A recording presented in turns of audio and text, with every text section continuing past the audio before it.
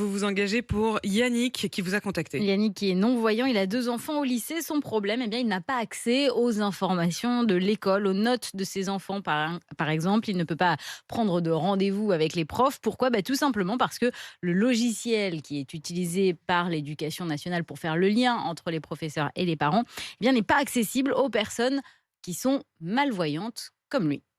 À chaque fois qu'on a besoin de faire quelque chose sur Pronote, on est obligé de demander à nos enfants. On pourrait très bien imaginer qu'ils ne veulent pas nous lire certaines notes, ou on pourrait imaginer qu'ils ne veulent pas envoyer certains messages.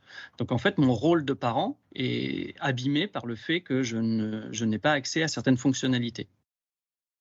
Et Voilà. il y a beaucoup d'établissements qui utilisent ce logiciel. Plus de 60% des établissements en France, c'est énorme. 17 millions d'utilisateurs, des milliers d'élèves, mais aussi des centaines de personnels de l'éducation nationale, comme Valérie, elle est assistante scolaire, elle aussi est malvoyante. Dans ma vie professionnelle sur Pronote, quand je veux suivre les absences des élèves en tant que professionnelle, la nature de l'absence, c'est des petits carrés de couleurs. Donc moi, je vais savoir qu'un élève va peut-être être absent, mais je ne sais pas si c'est justifié parce qu'il est malade, si c'est parce qu'il y a eu un incident de transport. Je ne sais pas quelle est la nature de l'absence, parce que c'est sous forme de carrés de couleurs. Tout ce qui est marqué sur Pronote, en tout cas, moi, je ne peux pas y accéder de façon autonome. On ne peut pas nous parler d'inclusion et faire que les outils numériques nous excluent. Alors évidemment, ça pose un problème de morale, mais surtout, c'est illégal. Pourquoi ? Parce que les sites internet de services publics doivent obligatoirement être accessibles à tous, y compris aux personnes handicapées. C'est un décret de 2019 qui le dit. Yannick Maragou préside une association qui se bat pour les droits des déficients visuels et il envisage carrément d'aller en justice. Parce que le logiciel Pronote ne respecte pas les normes d'accessibilité.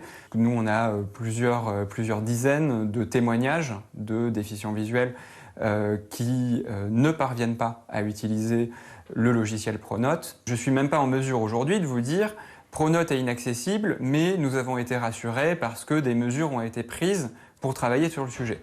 Aujourd'hui, je n'ai même pas cette certitude-là, puisque nous sommes sans réponse de la part du ou des ministres concernés. Donc la seule chose qui nous reste aujourd'hui, c'est d'utiliser la voie judiciaire.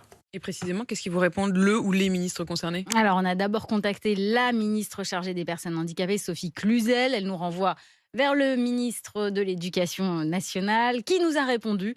Alors voilà ce qu'on nous dit. Un plan d'action est en cours, nous dit-on. Objectif, avoir réglé le problème à la rentrée prochaine. On n'est pas sûr que les associations vont attendre aussi longtemps sans action concrète du gouvernement. Voilà, elles aimeraient par exemple qu'il y ait au moins une mise en demeure de l'entreprise qui est chargée du logiciel, l'entreprise d'Ocapost. Donc elles aimeraient au moins avoir la confirmation que cette entreprise est mise en demeure par les autorités. Et comme Yannick, vous contactez Marie Dupin et Benoît Ballet sur l'adresse rmcpourvous@rmc.fr.